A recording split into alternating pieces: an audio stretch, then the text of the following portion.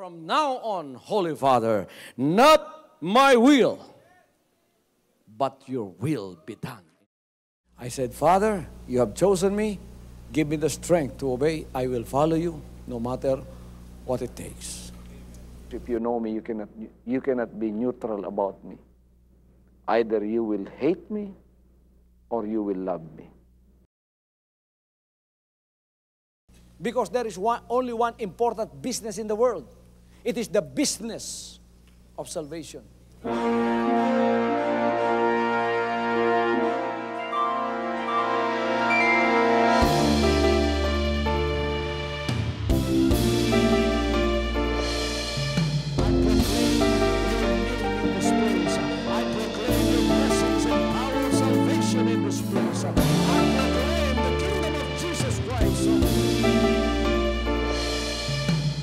As I am concerned, and as far as the work of God is concerned, we have reached the end. Last September 13, 2003. When you find God, you find His love. Because God is love. Ganon ang pag-ibig ng Panginoon. Walang katapusan na yan ay bumabalik-balik sa atin.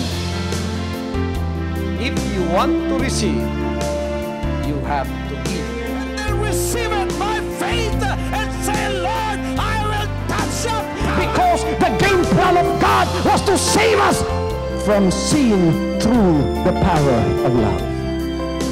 He has completed His salvation works in the Spirit. After April 13th, the door is open for everyone to come. The salvation works of the Father is now completed in me. Salvation is here.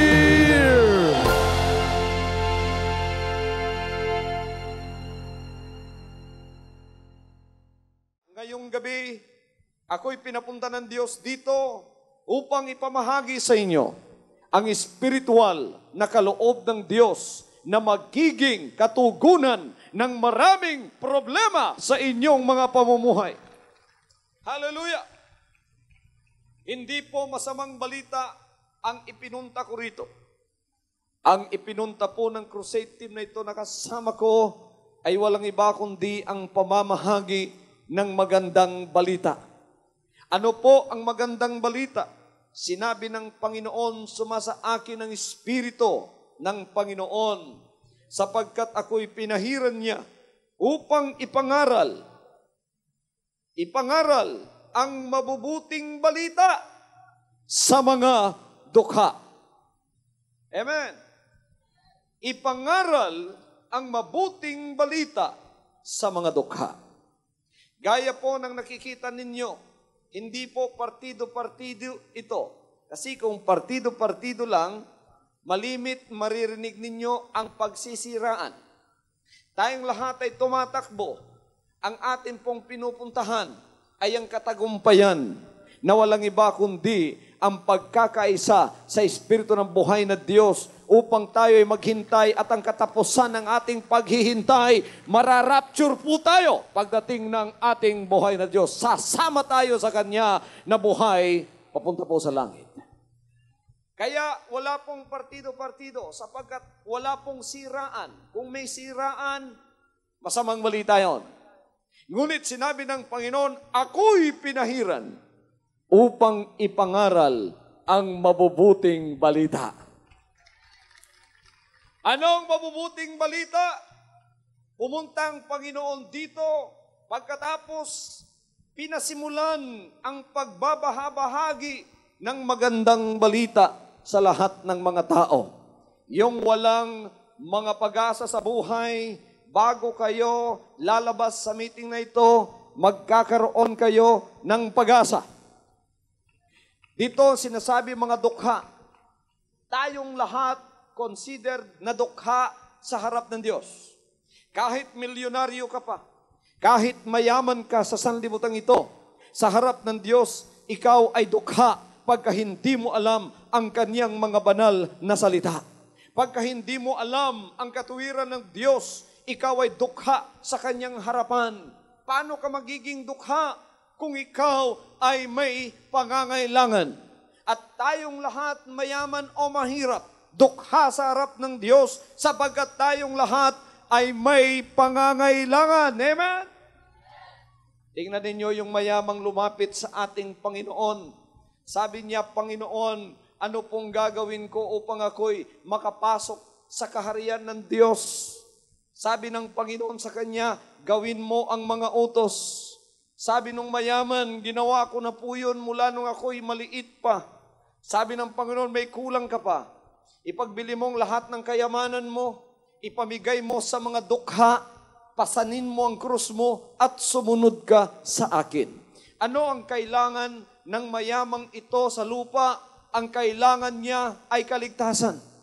Bakit siya lumapit sa Panginoon? Yaong siya'y mayaman naman, sapagkat siya'y may kailangan. Ang kailangan niya ay kaligtasan. Espiritual, alam niyang hindi mabibili ng kanyang pera ang kaligtasan.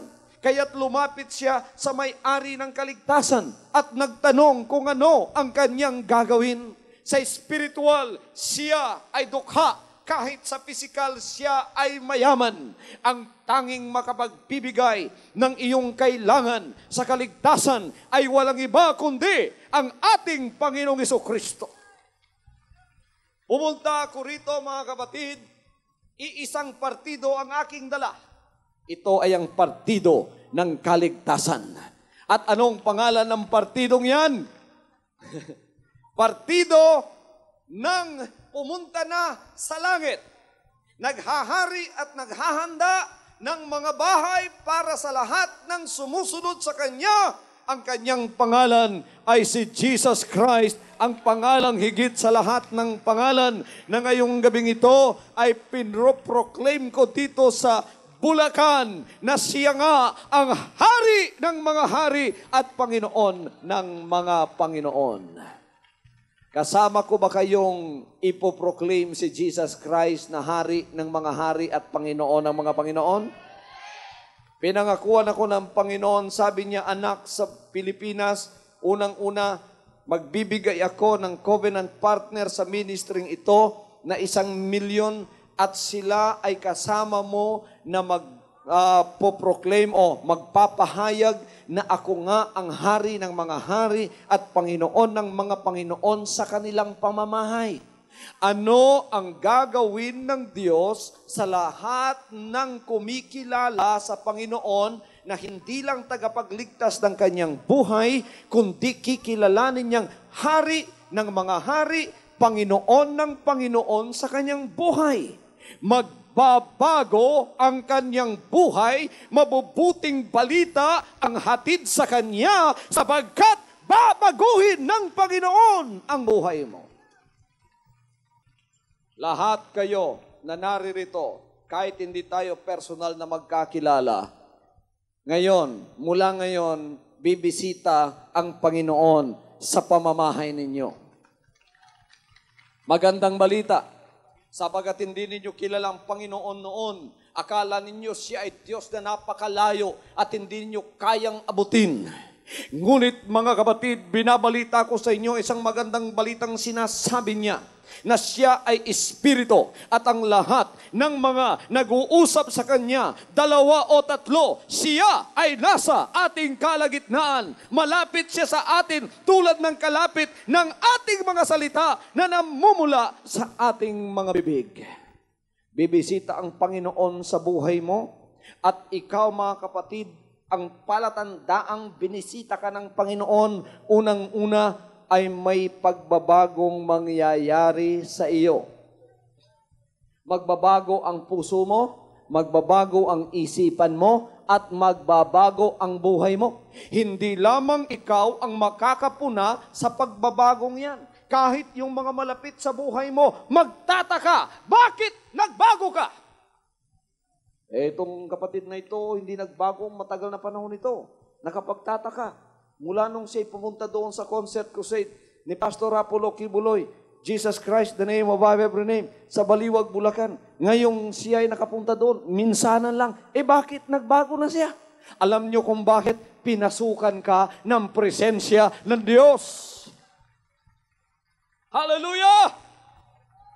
Noon, dati-dati, malungkutin ka. Noon dati-dati marami kang iniisip na hindi mabuti at ang isa sa mga iniisip mo ay ang kawalan ng pag-asa at dahil ikaw ay wala ng pag-asa sa buhay mo, pupunta ka sa trabaho, hindi ka makapaghanap ng trabaho, naiinsulto na yung pagkatao mo sapagkat hindi mo mapakain yung pamilya mo at ikaw ay tila napapahiya na sa iyong sarili at sa harap ng mga mahal mo sa buhay at ang isang masamang bagay na pumapasok sa isipan mo ay gusto mo nang magpakamatay.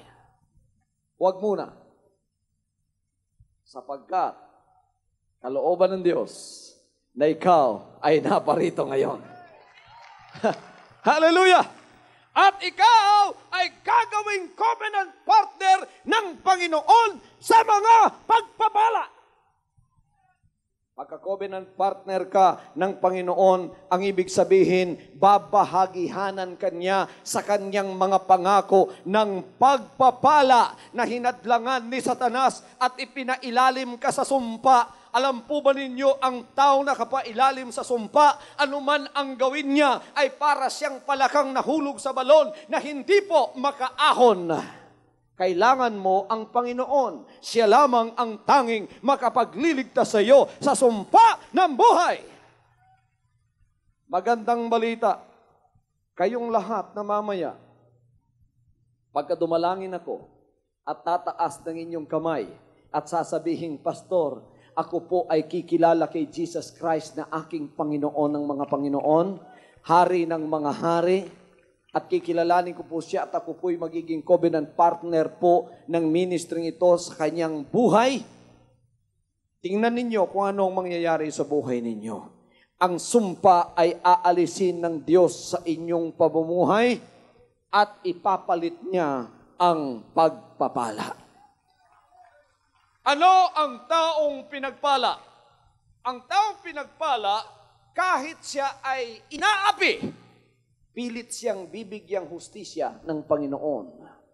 Ang taong pinagpala, kahit saan siya pumunta, ay magiging mapalad siya.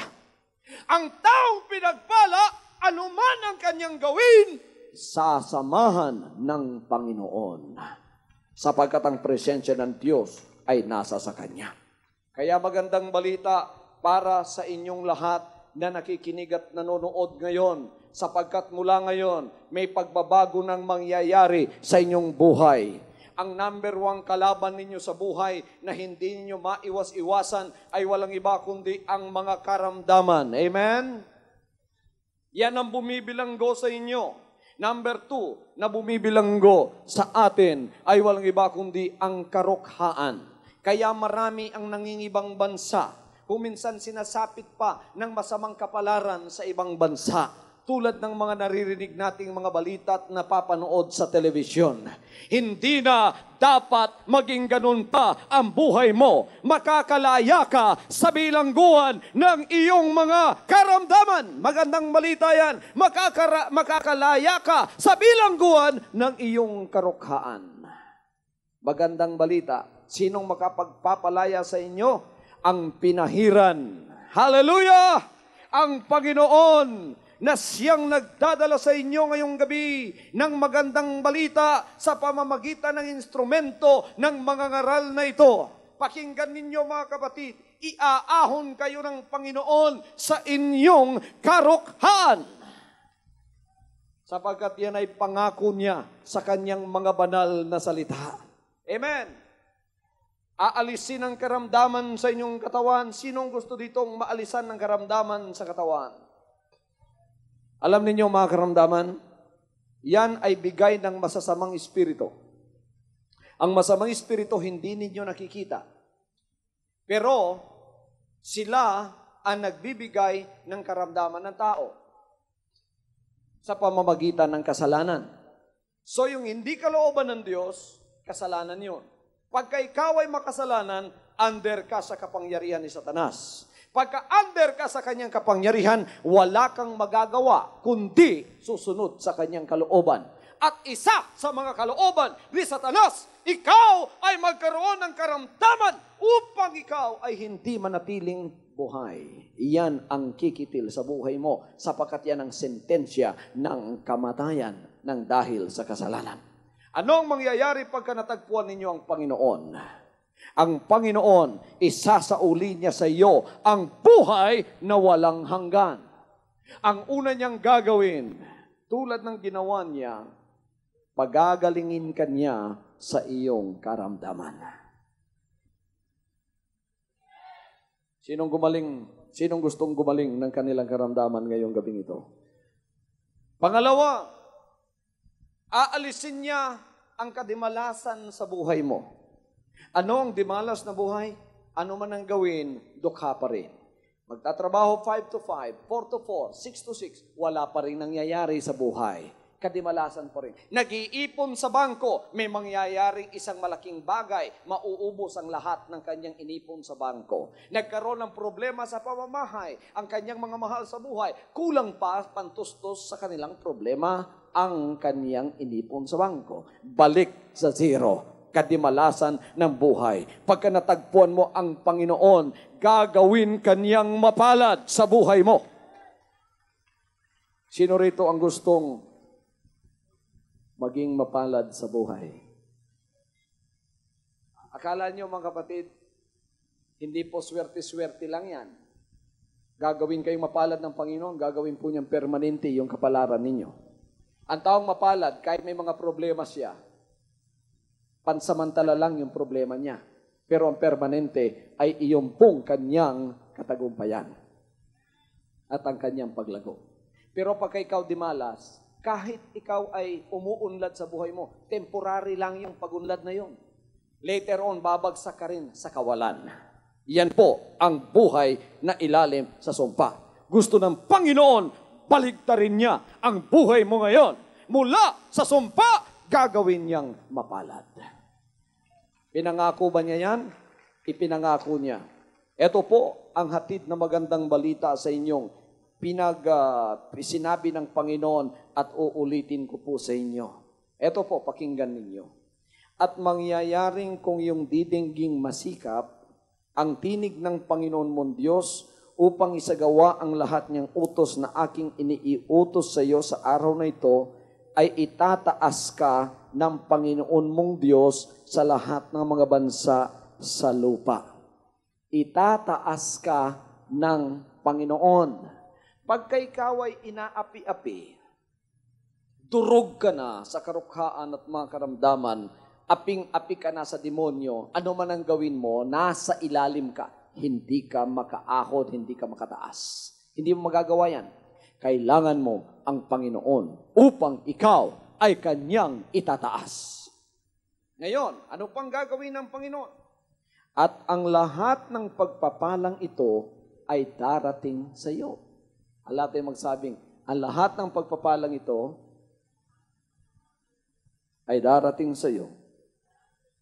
Yung lahat ng sumusunod sa instruction ko dito, mga kapatid, bawat sunod ninyo sa sinasabi ko, milagro na yung mangyayari sa buhay mo. Kaya yung lahat ng umulit sa sinabi ko, pagpapala na yun sa inyo. Anong sinabi niya? At ang lahat ng pagpapalang ito ay darating sa iyo. Huwag mo nang hanapin. Darating sa iyo. Woo! Marami dito ang nandito ngayong gabi. Pag-uwi ninyo, darating sa inyo ang magandang swerte sa buhay ninyo. Magiging mapalad kayo. Hallelujah! Okay, pakinggan niyo ito. Darating sa iyo. Huwag mo nang hanapin nga eh.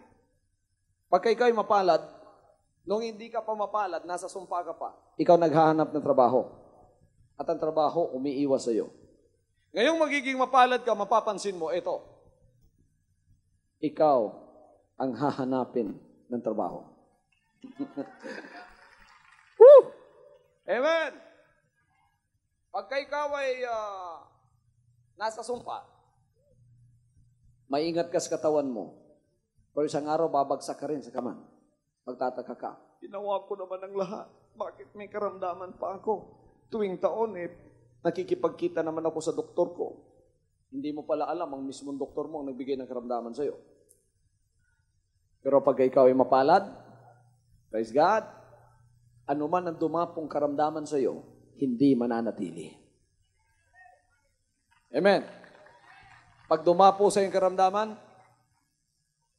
isang araw nandoon, mapapakimi yung karamdaman, masasabi niya, mali pala. Hindi pala ito. Hindi ko pala katawan ito. Aalis siya ng dahilan sa ang presensya ng Diyos ay nasa sa buhay mo. At ang presensya ng Diyos na yan, ang siyang magpapalayas sa karamdaman mo.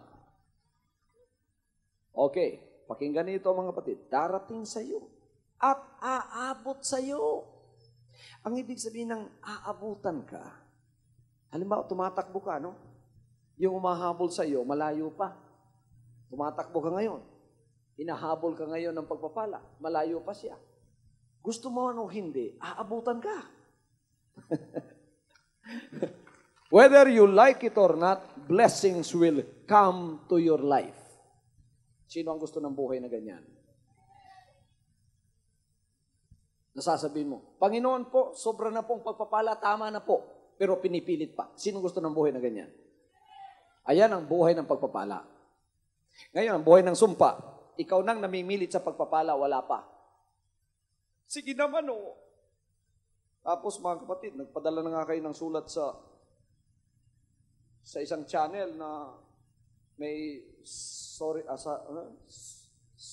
manok o yun, sari manok. Tapos mga kapatid, lang sulat na inapadala nyo para makatama kayo ng milyon.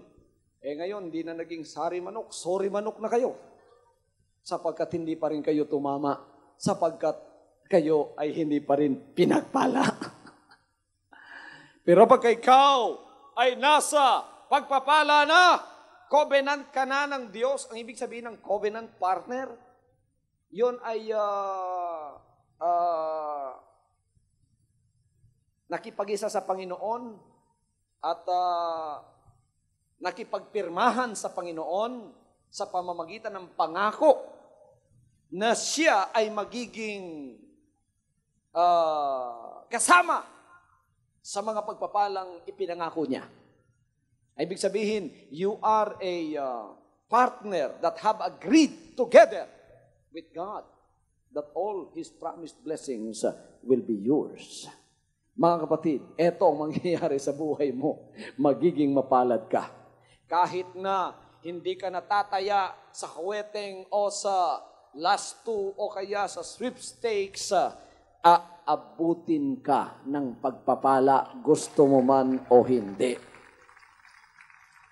Hallelujah, hallelujah.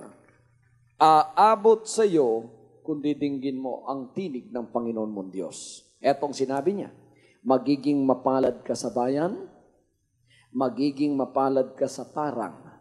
Kahit saan ka pumunta, doon sa bundok ninyo, doon sa baryo, sa barangay, dito sa bayan, ano man ang gawin mo, magiging mapalad ka. Amen. Kahit magtitinda ka lang ng mani. Noon, sinasabi ng mga tao, yan nagtitinda lang ng mani noon yan. Ngayon, yung factory ng mani, sa kanya na. Mapalad ka. Pumunta ka ngayon sa parang, naku, walang lupa noon yan. Ngayon halos siyang may-ari ng lahat ng lupa dito. Inabot sa iyo yan. Hindi mo pinagsikapan yan.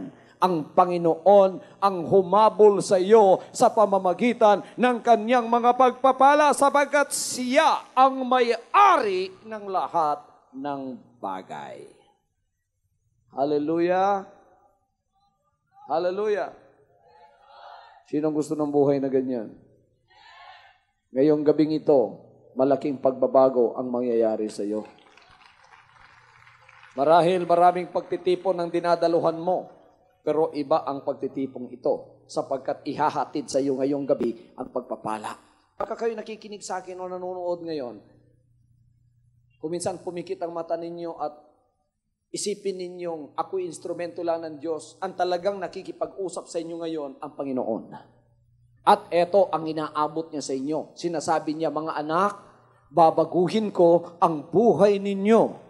Ang masamang balita sa buhay ninyo ay aalisin ko. Karukhaan, masamang balita.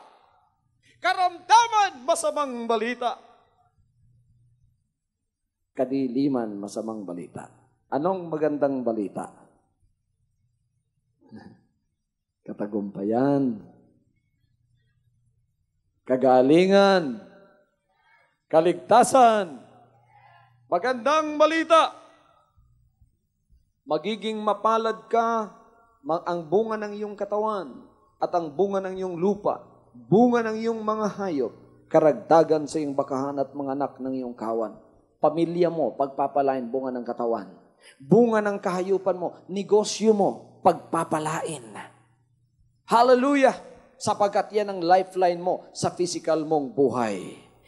Tapos ano pa? Magiging mapalad ang iyong buslo at ang iyong palayok. Bawat araw na makakain, ibibigay lahat ng Diyos. Magiging mapalad ka sa iyong pagpasok at magiging mapalad ka sa iyong paglabas. Wala kang katatakutan. Ano man ang gawin mo, pagpasok o paglabas, magiging mapalad ka. Pasasaktan ng Panginoon sa harap mo ang iyong mga kaaway na nagbabangon laban sa iyo. Huwag ka nang magdemanda pa. Ang Panginoon ang bahala sa lahat ng kumakalaban sa iyo. Bibigyan ka niya ng hustisya. Hallelujah! Magiging tuliro ang lahat ng mga umaapi sa iyo.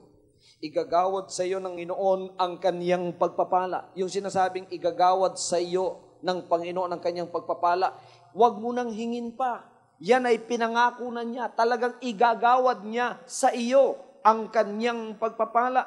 Sa iyong mga kamalig, negosyo mo, lahat ng papatungan ng iyong kamay, lahat ng gagawin mo, ay pagpapalain kanya sa lupain na ibibigay sa iyo ng Panginoon mo Diyos. Kahit saan ka pumunta, nakagawad na ang pagpapala. Lahat ng mga demonyo ng karukhan at karamdaman na siyang hadlang sa lahat ng pagpapala mo, darating ang anghel ng Diyos na nagdadala ng pagpapala. Itatabing lahat ang mga humahadlang sa mga pagpapalang igagawad niya sa iyo. Sinong gusto ng buhay na ganyan?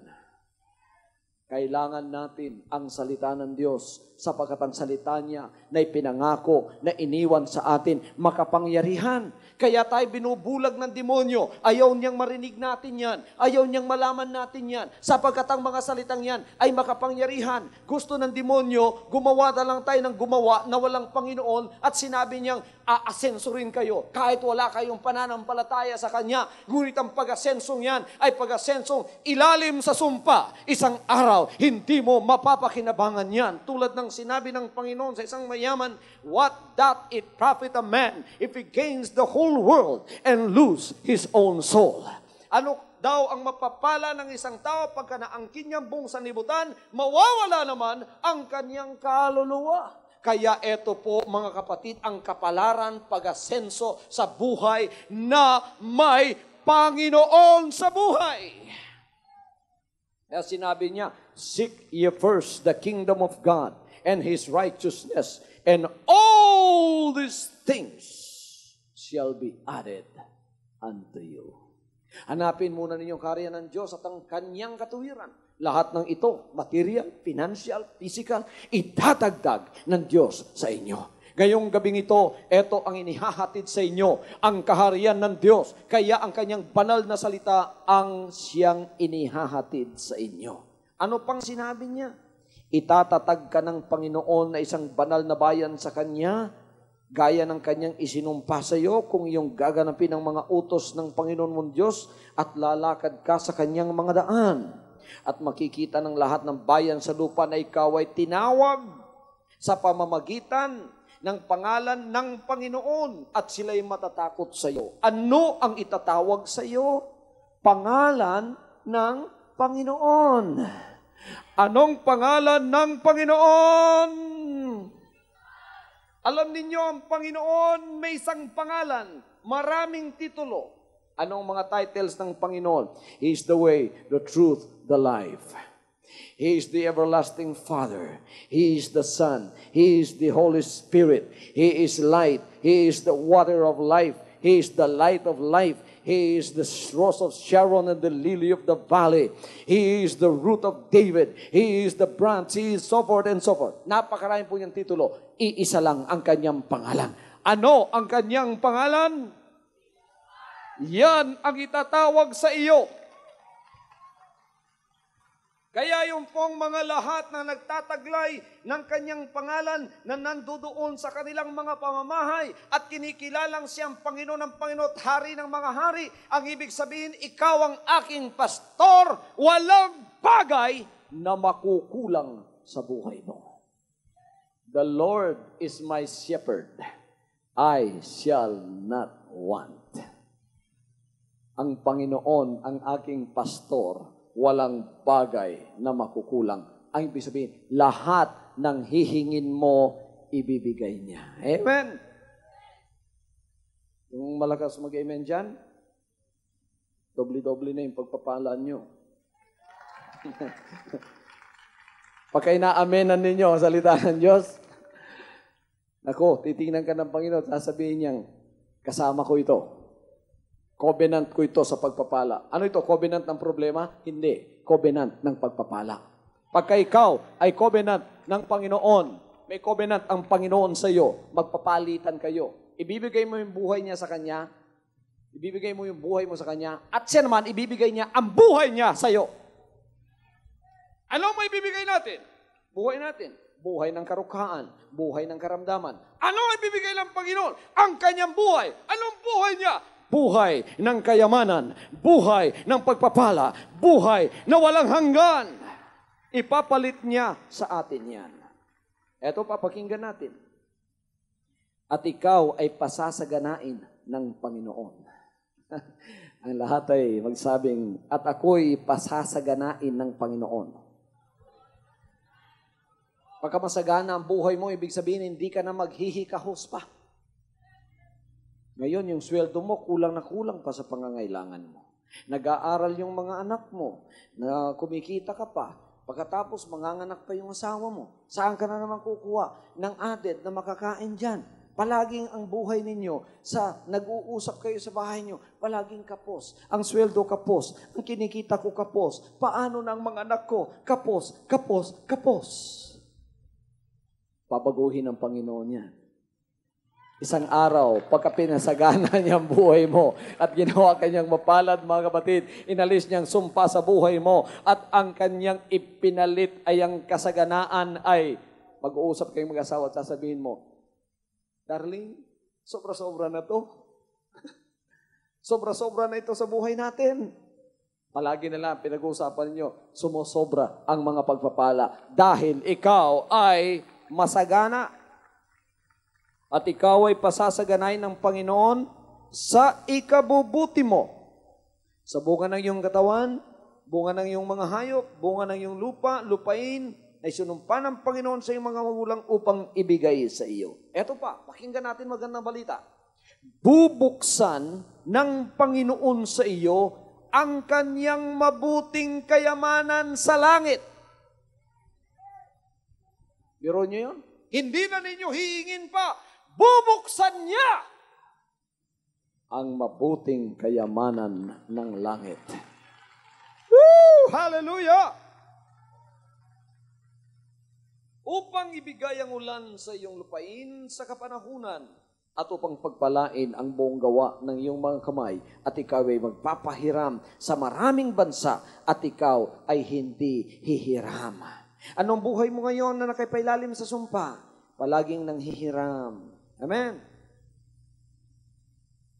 Hindi naman masamang manghiram. Yung sinasabi diyan, hindi ka na manghihiram. Kasi yung hiram na hiram ka, pinahihiram ka naman, hindi alam nung hinihiraman mo na TY na yon. Sapagkat hindi ka makapagbabayad. Kaya hiram ka ng hiram, walang bayad-bayad. Mabuti sana kung nakakahiram ka, magbabayad ka. Nung ikaw ay nasa sumpa pa, at nakasumpa pa yung buhay mo, nang hihiram ka, hindi ka na makapagbabayad. Kaya pagka ikaw ay marami ng utang sa mga kapitbahay mo, nangingibang bayan ka na. Hindi naman sa ayaw mong magbayad. Talagang wala kang ibabayad. Kaya may daan dito, doon gumagawa ka ng sarili mong daan. Sapagkat nahihiya ka na, yung kapitbahay mo, hindi mo na maaring hindi mo na maaring daanan yung daan sa harap ng bahay niya. Sumpa yun. Ngayon, mga kapatid, pagka ikaw ay pinagpala ng Panginoon, hindi ka na manghihiram. Ikaw na ang magpapahiram.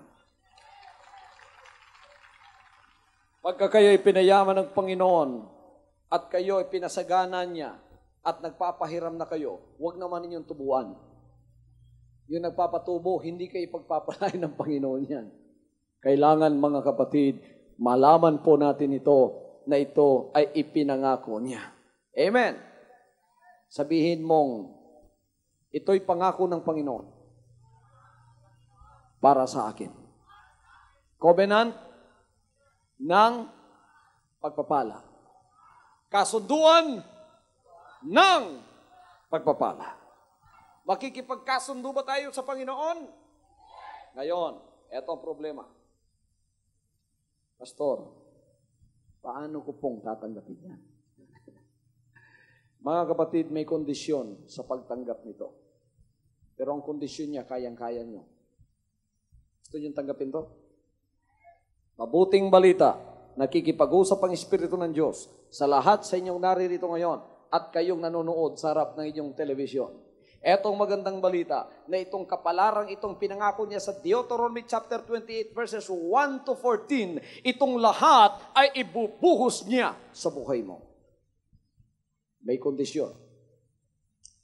Ang kondisyon kayang-kaya nyo. Number 1, kailangan, bago nyo matanggap ito, ay magkaroon kayo ng pananampalataya. Have faith in God. Ano ang pananampalataya, mga kapatid? Hindi alam ng marami ang pananampalataya. Ang pananampalataya ay ang paniniwala na kahit ang nagsalita, hindi ninyo nakikita, ngunit ang kanyang sinabi ay inaari ninyong katotohanan at pinaniniwalaan ninyo ng buong puso. Yan, sumasampalataya na kayo niya. Amen. Tingnan ninyo, yung babaeng may sakit na pagdurugo sa loob ng 12 taon, hindi binigay ang pangalan ng babaeng yon. Ewan ko anong kanyang pangalan. Ngunit nagkaroon siya ng pananampalataya. Kahit hindi pa niya nakikita si Jesus Christ, ngunit narinig lamang niya sa bibig ng napakaraming tao na nag-testimony na binigyan na ng Panginoon ng kagalingan, inihatid na sa kanila ang mabuting balita na palalayain ko kayo sa bilangguan ng inyong karamdaman na binilanggo ni Satanas sa inyo. Pagkatapos pinagaling niya sila, narinig ng babaeng ito ang napakaraming mga testimony sa mga gumaling na pinatungan ng kamay ni Jesus Christ at pinalaya sa kanilang mga bilangguan. Narinig niya, mga kapatid, hindi man niya nakita si Jesus Christ, hindi man niya nasilayan muna, ngunit sinampalatayanan niya ang mga naririnig niya. You know, the Bible says, faith cometh by hearing, and hearing by the Word of God.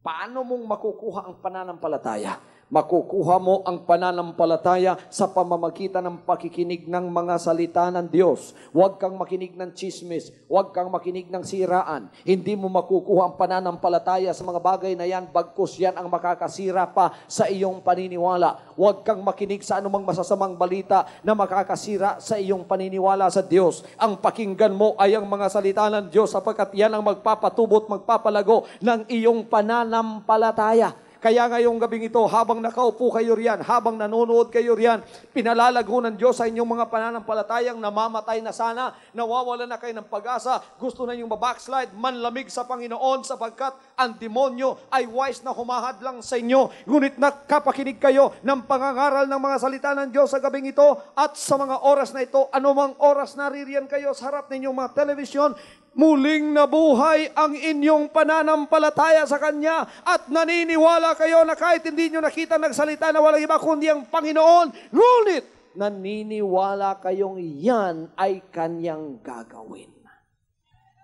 Ang pananampalataya ay paniniwala ng Diyos ay hindi sinungaling. Sapagkat siya'y Diyos ng katotohanan. He said, I am the way, the truth, and the life. No man cometh unto the Father but by me. Jesus Christ is the truth. Whatever He has promised, He is going to fulfill. Okay, may pananampalataya na kayo ngayon, mga kapatid. Tulad ng babaeng ito, hindi niya nakita, narinig lang niya, naniniwala siya.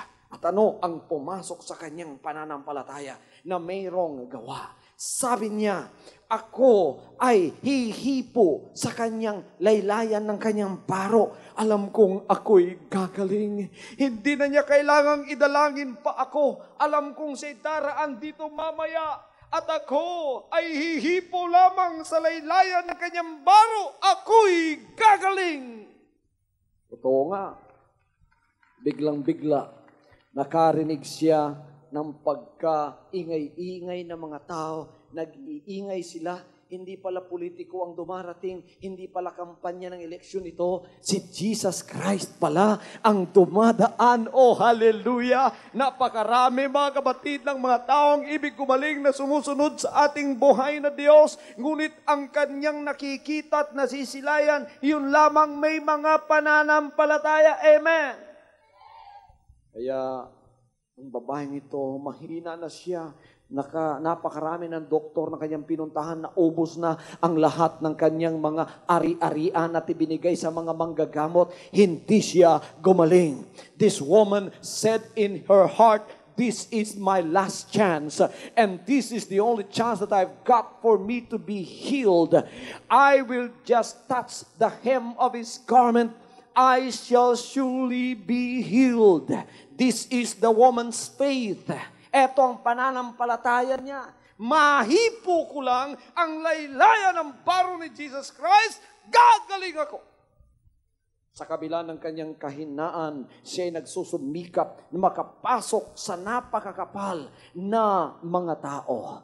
At nang siya, mga kapatid, sa kabila ng kanyang paghihirap at paghihina, nang makalapit na nga siya sa Panginoon, ay hinipo niya ang laylayan ng damit ni Jesus Christ. Hallelujah! At nang mahipunan niya, siguro matagal-tagal niyang hindi binitawan. Kaya't ang Panginoon ay napahinto. Sinabi ng iba, bakit napahinto ang Panginoon? Anong sinabi ng Panginoon? Sinong humipo sa akin? Sabi ng marami doon ng mga apostoles, Panginoon naman, napakarami nang humihipo sa iyo. Kita mo yung mga napakaraming mga taong yan? Lahat yan humihipo sa inyo. Bakit kayo nagtanong na, sino ang humipo sa akin? Sabi niya, may humipo sa akin. Sapagkat lumabas ang kapangyarihan mula sa akin. Hallelujah. Lahat tumatawag sa Panginoon. Panginoon, Panginoon. Lahat humihipo sa Panginoon. Ngunit ang paghipo lang sa Kanya ay hindi makapagpapalabas ng kapangyarihan upang sagutin ang lahat ng kailangan mo sa buhay. Kailangan may pananampalataya. Ang babaeng ito, isa lamang siya sa napakaraming taong humihipo sa Panginoon. Bakit ang Panginoon ay huminto? Sinabi niyang, sino ang humipo sa akin? Ang ibig niyang sabihin, sino ang humipo sa akin na may pananampalataya? Nanginginig ang babae. Sinabi niyang, ako po yun, Panginoon, ang humipo sa inyo. Sabi niya, babae, huwag kang matakot. Ang pananampalataya mo, ang siyang nagpagaling sa iyo. Gusto ba ninyong tanggapin ang pagpapalat kaloob ng ating Panginoon? Kagalingan ng katawan? Sumampalataya kayo. Sino ang naniniwala sa mga bagay na yan? Kahit hindi pa nyo subukan? Naniniwala kayo? Susubukan ba ninyo? Sinungaling bang Panginoon?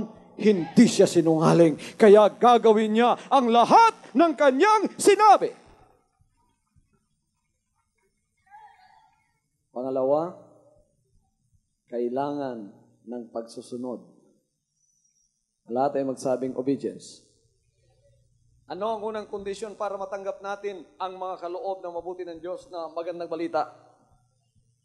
Pananampalataya. Pangalawa, obedience. Sa Tagalog, pagsusunod. Ang lahat ay magsabing pagsusunod 3 beses. Yung nagsabi ng pagsusunod at isinigaw niya yon, dobling milagro ang pasa sa iyo. Pagsusunod, isang bulag, lumapit sa Panginoon. Sabi ng Panginoon, anong gusto mong gawin ko para sa iyo? Sabi niya na, Panginoon, na ako sana po ay makakita. Lumuwa ang Panginoon, ginawa niyang konting putik, pagkatapos pinahid niya sa mata ng taong yon. Sabi niya, humayo ka, pumunta ka doon sa Bethesda. Pagkatapos hugasan mo yung kamay mo. Hindi pa siya nakakita nung hinipo siya ng Panginoon, nilagyan ng putik yung mga mata niya. Sabi niya, humayo ka at hugasan mo ang mga mata mo. Hallelujah. Nang ang taong ito'y sumunod, pumunta siya doon at hinugasan niya. Siya ay nakakita. Bakit? Pwedeng sabihin ng Panginoon, ngayon pinahirang ko na yung mata mo, makakakita ka na. Pwede. Ngunit, bakit sinabi niyang humayo ka? Sapagkat gusto niyang siya ay sumunod. Iyon ang kapagsubukan ng pagsusunod. Ano man ang narinig natin, huwag manatili sa puso lang. Kailangan ating isagawa. Sumunod tayo sa kanyang mga kalooban. Kaya etong isang kondisyon ng Deuteronomy 28, sinabi niya, at mangyayaring kung iyong didingging masikap ang tinig ng Panginoon mong Diyos upang isagawa ang lahat niyang utos na aking iniutos sa iyo sa araw na ito, ay itataas ka ng Panginoon mong Diyos. Obedience yun, mga kapatid. Ngayon, meron akong isang classic example na ibibigay sa inyo sa mga sandaling ito. Dito sa 2 Kings chapter 4, ay merong isang general ng Syria. Ito si General Naaman. Bantugang general, napakaraming medalya, mayaman, kilala, bantugan sa buong Syria, sa buong Palestine. Ngunit, ang general na ito ay may sakit. At ang kanyang sakit, hindi siya pwedeng makipagsosyalan, hindi siya pwedeng makipagkita ng personal, sapagkat nakakahiya ang kanyang sakit. Ito'y ketong. At ang ketong, pagka nasa sa iyo, para kang kandilang nauupos, na nakasindi at nauupos yung mga daliri, yung mga daliri ng paa, at kung ano pa ang mga bagay na nauupos sa katawan mo. At tumutulo kang parang kandila, nakakahiya at mabaho ka pa. Meron siyang isang alipin na Israelite. Sinabi sa kanya, Amo, isa lang pong pag-asa nyo. Meron pong propeta sa Israel. Kung lalapit kayo doon, gagaling kayo. Mga kapatid, nagbulay-bulay si Naaman kasama ng kanyang asawa. Sinabi ng kanyang asawa, subukan mo yan. Doktor dyan, wala na. Hindi na makapagpagaling sa iyo. Subukan mo yung sinabi niya. Kaya, kinuha niyang karwahe niya. Pagkatapos sumakay siya, kasama ng mga sundalo niya, hinanap nila ang propetang si Eliseo. Hinanap nila, mga kapatid. At nahanap nila ang bahay ng propeta. Isang mas malaking konti sa kubo. Tumuktok ang isang sundalo. Sinabi niyang, ang general ng Syria ay ibig makipagkita sa inyong propeta. Sapagkat ibig niyang gumaling. Ang lumabas, hindi man si Eliseo. Yung alipin lang ni Eliseo. Sinabi niya sa kanyang alipin na si Gehazi, sabihin mo, sa general, sumunod lang siya sa instruction ko. Ito ang instruction ko. Pumunta siya sa ilog ng Jordan at lumubog ng 7 beses. Mga kapatid, tingnan ninyo, pumunta ka sa ilog ng Jordan, lumubog ka ng 7 beses. Ayon, ang general na sanay mag-utos, siya nang inutusan ngayon. Yon ay malaking dagok sa kanyang pride. Kaya kayong mga general, kahit hindi kayo general ng army, pero malaki ang katungkulan ninyo sa buhay, marami kayong mga alalay, marami kayong tig. Pagkatapos, inuutusan nyo palagi, may otoridad kayo, nag-uutos lang kayo. Ngayon, kayo naman ang uutusan ng mas mataas sa inyo na walang iba kundi ang Panginoon Diyos sa pamamagitan ng kanyang mga alipin.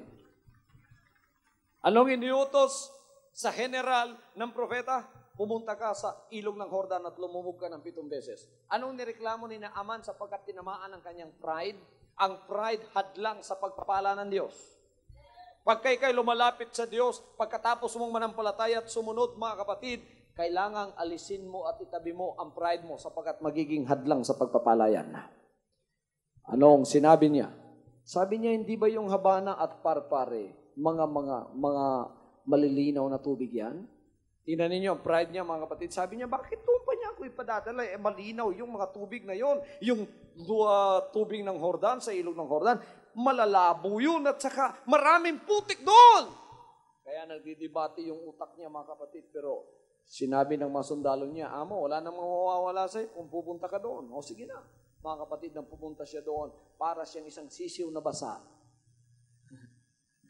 Sapagkat siya na ngayon ang sumusunod, yung tubig na pinili pa ni Eliseo, yung pang ilog na pinili niya, yung pinakamarumi pang ilog sa Palestina, mga kapatid. Kaya wala siyang magawa sapagkat yun ang instruction. Ngayon, natuto na siyang sumunod. Katapos pinag-aalis na yung mga paraphernalia ng kanyang pagiging general. Naging general lang yun dahil sa uniforme. Pero pagkaalisin mo yung kanyang uniforme, ordinaryo siyang taong katulad natin. Nalis na lahat yun. Tapos makita mo yung katawan niya, talagang naaagnas na. Ngunit kailangang sumunod siya sapagkat yon ay kanyang leksyon na dapat malaman na pagka ikaw ay sumunod sa Panginoon in order to receive His blessings that He promised, you must obey. Hallelujah. This is the second condition. You must obey. Kaya sumunod siya. Tatawa yung mga sundalo niya pero wala siyang magagawa. Okay, binilangan. Lubog, number 1. Lumitaw si Naaman. Medyo maputi-puti siya. Kinetong palalong pumuti. Ngayon, mga kapatid, unang lubog pa lang niya. Nung siya, mga kapatid, ay umahon ang ulo niya at nakita na sa tubig, mga kapatid, yung lahat ng putik na tapakan niya, pumunta lahat sa mukha niya. Nang siya'y lumitaw sa tubig, putikan na siya. Talagang malaking dagaw sa pride. Amen? Ang pride hadlang sa pagtatanggap ng kabutihan sa Diyos.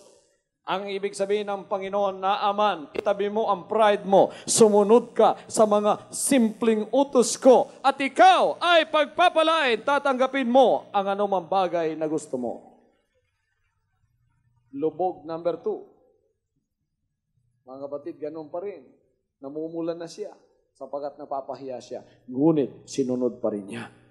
Pang-4, pang-5, pang-6, pang-7, tinagal-tagalan siguro niya.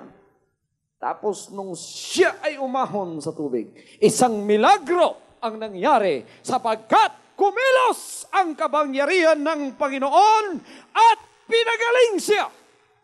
Inalis ang kanyang ketong, sinabi ng banal na kasulatan, ang kanyang balat ay nanumbalik na parang balat ng isang sanggol. Kagalingan. Hallelujah! Kondisyon, pangatlo, kailangang ikaw ay magpakumbaba sa harap ng Diyos. Humility. Number 1, pananampalataya. Number 2, obedience. And number 3, humility. Isang pariseo at isang makasalanan pumunta sa templo at sila ay nanalangin sa harap ng Diyos. Ang pariseo nagyabang. Sabi niya, Panginoon, hindi po ako katulad ng iba riyan. Tulad ng makasalanan doon. Ako po ay nag-aayuno. Ako po ay nagbibigay ng malalaking mga offering sa inyo pong yamang kabangyaman. Ako po ay ganoon at ganito. Ako po'y hindi makasalanan. Sira ng sira, mga kapatid, doon sa iba at pinalilitaw na siya ang mabuti. Ngunit yung makasalanang nasa likod, hindi man niya matingala ang kanyang mga mata sa langit. Hindi man siya makatingin sa langit. nahihiya siya, at sa kanyang pagiging makasalanan, nakayuko siya.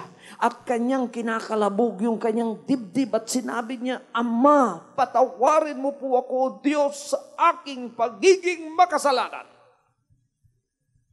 Tiningnan niya, nakita niya ang kanyang pagiging makasalanan. Nagpakababa siya at humingi siya ng kapatawaran. Sabi ng Panginoon, lumabas ang dalawang ito. Sino ang pinagpala sa kanilang dalawa? Sabi niya, hindi iyong mayabang, kundi iyong nagpakumbaba sa kanyang sariling. Inari niyang siya ay makasalanan, tumanggap siya ng kapatawaran at pagpapala mula sa kanya. Simpleng-simple lang ang kondisyon upang ang magandang balitang hatid ko sa inyo ngayong gabing ito ay matanggap ninyo. Sino ang gustong pagpalain ng Panginoon? Number 1, kailangan kayo'y manampalataya. Sinasampalatayanan ba ninyo ang sinabi ng mga banal na kasulatan dito? Amen? Nananampalataya ba kayo na ngayon ang pinangako niya sa inyo, gagawin niya sa inyong buhay? Pagpapalain niya kayo mula ngayon? May mga problema kayong pumunta dito. Huwag na ninyong alalahanin ng relihiyon, partido yan. Huwag niyo alalahanin ng denominasyon, partido yan. Wala, hindi na interesado ang Diyos dyan. Interesado ang Panginoon ngayon, sino ang may pananampalatayang tatanggap ng kanyang mga ipinangako. Kaya magandang balita ang dala ko sa inyo. Magandang balita, palalayain kayo sa bilangguan ng inyong karamdaman. Magandang balita na kayo'y palalayain sa inyong karukhaan, sa kadiliman, at kayo ay bibigyang kaligtasan. Palalayain kayo. Makikita ninyo yan. Isang araw, makakasulat kayo sa akin o kaya makakatestify kayo at sasabihin ninyong, Panginoon, totoo nga po ang sinabi ng aming pastor nang siya'y bumisita doon sa amin sa Bulacan. Ngayon, ito na pong lahat ng itong bagay ay nangyayari na sa aking buhay. Lahat ng mithiin mo para ikaw ay lumago at maging masaganang hindi pa nangyari sa buhay mo, mangyayari na ngayon yan. Hallelujah! Hallelujah! Everybody say amen. Mga kapatid, gusto ng Diyos na kayo ay hanguin sa lahat ng sumpa sa buhay ninyo. Nakasumpa kayo at hindi kayo makaahon sa sarili ninyo. Hindi talaga ninyo magagawa yan. Kailangan ninyo ang kapangyarihan ng banal na Diyos. Isang gabi dumating si Nicodemos, nakipag-usap sa Panginoon. At alam ng Panginoon kung anong kanyang kailangan. Sabi ng Panginoon sa kay Nicodemos pagkatapos na siya ay pinuri ni Nicodemos at sinabing, I know that thou art of God, because no man can do these miracles which thou doest, except God be with him. The Lord looked into Nicodemus' heart, and he said, Verily, verily, I say unto you, except a man be born again, he cannot see the kingdom of God. Nicodemus said, How can a man be born when he is old? Shall he enter the second time into his mother's womb and be born? Jesus said, Except a man be born of water and of the Spirit, he cannot enter into the kingdom of God. Gusto ng Diyos makapasok kayo sa kanyang kaharian at tanggapin ang mga pagpapalang ito. Anong gagawin ninyo? Sundin ang kanyang sinabi. Kailangang manampalataya tayo sa kanyang mga sinabi kahit hindi natin siya nakikita. Pangalawa, kailangang sumunod tayo sa kanyang mga banal na salita. Jesus said, If you love me, keep my commandments. Amen. Baka hindi pa kayo nagbibigay ng tithes, magbigay na kayo. Sapagkat ang tithing sa Malakay chapter 3 verse 10, susi ng pintuan ng langit na pagka nabuksan, sinabi niya, subukan ninyo ako, ibubuhos ko sa inyo ang pagpapala na walang silid na kalalagyan. Woo! Luke 6:38. Magbigay kayo at kayo ay bibigyan. Takal na mabuti, pikpik, liglig, o maapaw. Ang lahat ay magsabing, ang ibibigay ng Diyos sa akin ay takal na mabuti, pikpik, liglig, o maapaw. Ang ibibigay sa akin. Amen! Hallelujah! Hallelujah! Ito ang instruction ng Diyos. Magbigay kayo at kayo ay bibigyan. Anong ibibigay natin? Sinabi ng Malakay chapter 3 verse 10, ibigay ninyo ang mga ikapo at mga handog sa aking bahay. At subukan ninyo ako pagkatapos, kung di babubuksan ko ang mga pintuan ng langit, bubuhusan ko kayo ng pagpapala na walang silid na kalalagyan. Nananampalataya ba kayo diyan, mga kapatid? Sinasampalatayan ba natin na sinabi ng banal na kasulatan? Hallelujah. Sa prinsipyo ng tao, pagka ikaw may kailangan kumuha ka, magnakaw ka, mag-robbery ka sa bangko. Napakaraming mga bank robberies ngayon. Hindi po yan ang pamamaraan upang ikaw ay makakuha mula sa Diyos. Ang instruction po niya, magbigay kayo. Ang katanungan ng mga tao, Pastor, ano pong ibibigay ko? Paano po ako magbibigay? Ipagbibili ko ba ang lahat ng lupain ko at ibibigay ko? Huwag. Ang utos ng kasulatan, ibigay mo ang iyong ikapo. Iyon ang utos niya at mga handog. Pagkatapos bukas ang susi, ang pintuan, nabuksan mo sa bagat yun ng susi. Bago mo mabuksan ang pintuan, may susi na gagamitin mo. Ang susi ay ang susi ng pagbibigay ng mga iniutos ng Diyos. Sabi niya, subukan niyo ko pagkatapos. Kundi ba ibubuhos ko sa iyong pagpapala na walang silid na kalalagyan. Sinungaling ba ang Panginoon? Hindi. Siya ay katotohanan. Ano man ang sinabi niya, yan ay kanyang gagawin. Kung hindi ka pa nagbibigay ng ikapot mga handog, magpasimula ka na ngayon. At ngayon, magpapasimula na rin ang pagpapala ng iyong buhay. Deuteronomy 28, sinabi niya, kung susundin ninyong maigi ang aking mga salitang ito, ang lahat ng pagpapalang ito ay darating sa buhay mo. Bakit tayo ay nakasumpa? Sapagkat hindi pa natin nasusunod ang mga bagay na yan. Kaya yung mga sumpa ang nangyayari sa atin. Pag-uwi po ninyo, basahin ninyo yung sinasabi ng Panginoon na sumpa. Pagka hindi natin nasunod yon, nandoon sa Deuteronomy chapter 28, magpapasimulang verse 15 hanggang sa pagtatapos. Sumpa po yun. Naririyan na po tayo ngayon sa sumpang yon dahil hindi pa natin alam ang kanyang mga banal na kautusan. Ngayon po nalalaman natin, ipinahahatid ng Diyos sa inyo ang magandang balitang ito sa concert crusade na ito at dala-dala na po ninyo ngayon, sampalatayanan po ninyo, sundin ninyo at magpakababa kayo sa sarili ninyo at sigurado na mula ngayon ang buhay ninyo ay magkakaroon na ng pagbabago. Hallelujah! Tingnan ninyo mga kapatid, bibisita ang Panginoon sa inyong pamamahay. Paano siyang bumisita? Sa pamamagitan ng kanyang mga banal na salita. Kaya, sa lahat ng mga naririto ngayon, na gustong tumanggap, sino sa inyo ang gustong tumanggap ng magagandang kaloob ng Diyos na kanyang ipinangako sa Deuteronomy chapter 28? Yun lang pong gusto at may pananampalataya. Hallelujah. Gusto ba ninyo magbago ang buhay nyo? Sino naghanap ng trabaho dito, hindi pa siya nakakita ng trabaho? Pagka ikaw'y naging covenant ng Diyos sa kanyang pagpapala, ang trabaho na maghahanap sa iyo. Sino ritong may planong bumili ng bahay? Sasakyan. Pero wala pa. Hanggang ngayon, parang lumalayo sa iyo yung mithiin ninyong yon. Babaguhin ng Diyos yan.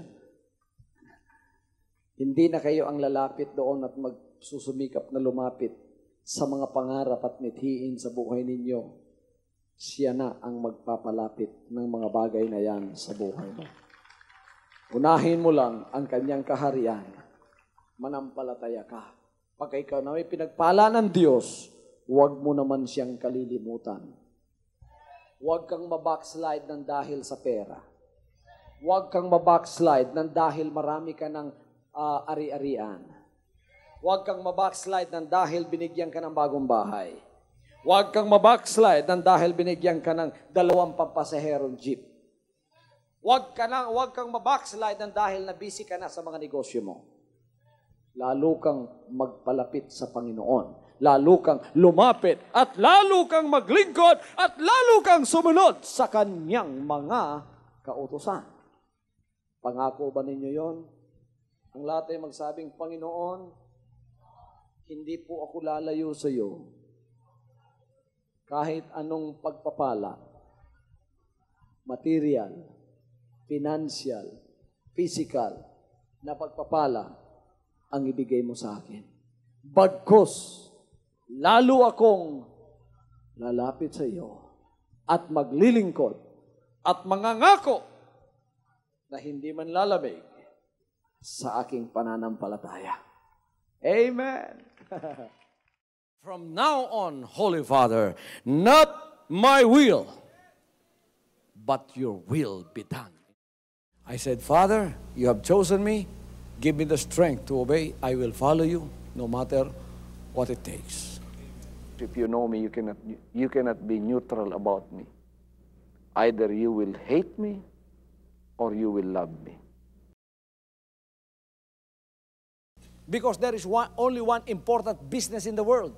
It is the business of salvation.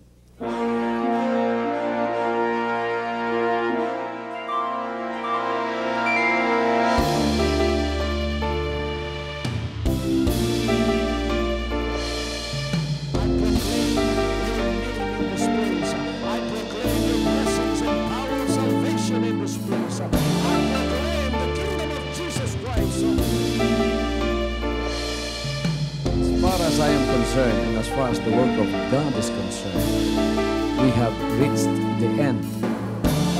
Last September 13, 2003. When you find God, you find His love. Because God is love. Ganon ang pag-ibig ng Panginoon. Walang katapusan na yan ay bumabalik-balik sa atin. If you want to receive, you have to give. Receive it by faith and say, Lord, I will touch up. Because the game plan of God was to save us from seeing through the power of love. He has completed. The salvation works in the Spirit. After April 13th, the door is open for everyone to come. The salvation works of the Father is now completed in me.